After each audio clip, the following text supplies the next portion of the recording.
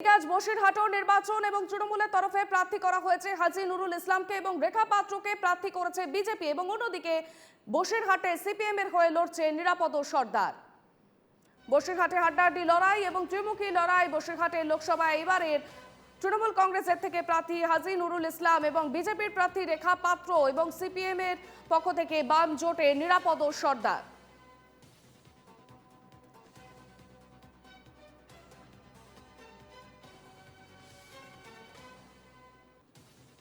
আমাদের সঙ্গে রয়েছেন প্রতিনিধি সৌরজ্যোতি বন্দ্যোপাধ্যায়। সরাসরি চলে যাব সৌরজ্যোতির কাছে। সৌরজ্যোতি, সকাল থেকে বসিরহাটের কিরকম ছবি দেখতে পাচ্ছ?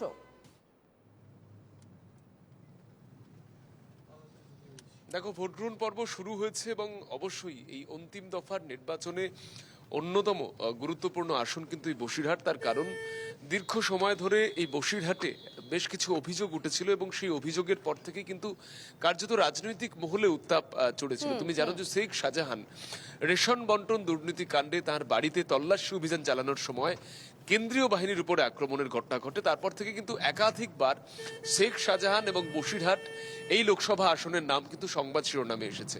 এরপরে একে একে নারী নির্যাতনের কথা, জমি আন্দোলনের কথা, বিশেষ করে জবরদখল এবং সবথেকে গুরুত্বপূর্ণ নারী নির্যাতন, সেই ঘটনার নেপথ্যে কিন্তু শেখ শাহজাহানকে দায়ী করা হয়েছে।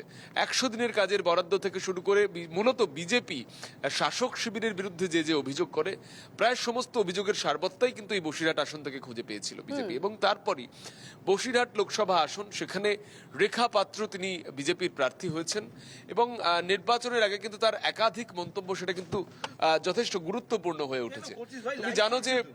তুমি জানো যে ইতিমধ্যেই মমতা বন্দ্যোপাধ্যায় তিনি যেমনটা জানিয়েছেন যে লোকসভা নির্বাচনে হাজী নুরুল ইসলাম অর্থাৎ তৃণমূল কংগ্রেসের প্রার্থী তিনি এই লোকসভা কেন্দ্রে জয়লাভ করলে তিনি প্রথমবার সন্দেশখালীতে যাবেন, সেখানকার মহিলাদের সঙ্গে কথা বলবেন। স্বাভাবিকভাবেই সারাদিন নির্বাচনের উত্তাপ চলবে। আমরা রেখা পাত্রের সঙ্গে রয়েছে, আমি একটু তোমাকে দেখানোর চেষ্টা করবো। আমরা এই মুহূর্তে যে কনভয় রয়েছে, এই কনভয় কিন্তু পৌঁছাচ্ছে ধামাখালির দিকে। তুমি জানো যে রেখা পাত্র তিনি যেহেতু বসিরহাট লোকসভা কেন্দ্রেরই একটি অংশে রয়েছেন, বসিরহাট শহর লাগোয়া, সেখান থেকে তিনি ধামাখালি পৌঁছাবেন। এবং ধামাখালিতেই আমরা গতকাল ছবি দেখেছিলাম যে ধামাখালিতে যে ফেরিঘাট রয়েছে সেখানে রাতের অন্ধকারে সেখানে নাকা চেকিং চলছে রীতিমতো। ভোট পর্বের আগের দিন রাতে সেখানে কড়া নিরাপত্তা ছিল, নাকা চেকিং চালানো হচ্ছিল সেখানে ধামাখালিতে।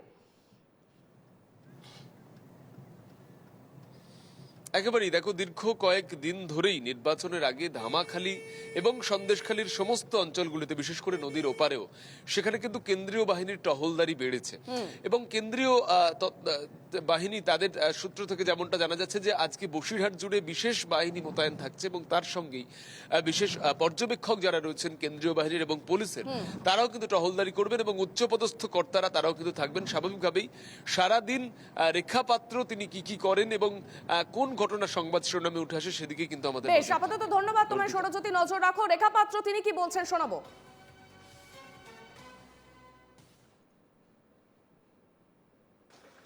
খুবই ভালো লাগছে যে আমি এত বছর ভোটার হয়েও আজকের হয়তো নিজের ইচ্ছায় ভোট দিতে পারবো।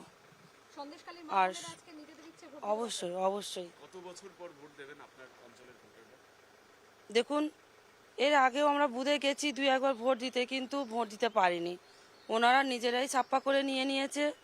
আর আমাদের তো কয়েকবারই ভোট দিতে যেতে হয়নি, বাড়ির থেকেই আমাদের ভোট হয়ে গেছে। তা আমি প্রথম 2024-এ ভোট দেব, আর সেই আশা নিয়েই যাচ্ছি। আমরা ভোট দেবো, আর সেটা আমাদের নিজেদের স্বাধীনতা মতো। আজকের এই বসিরহাটের মানুষের আশীর্বাদে আমি 100% আশাবাদী, আত্মবিশ্বাসী। শুনলাম রেখা পাত্রর মন্তব্য এবং তিনি যেমনটাই বললেন এবারের বিজেপি প্রার্থী হয়েছেন রেখা পাত্র এবং বসিরহাট অত্যন্ত গুরুত্বপূর্ণ কেন্দ্র এবারে।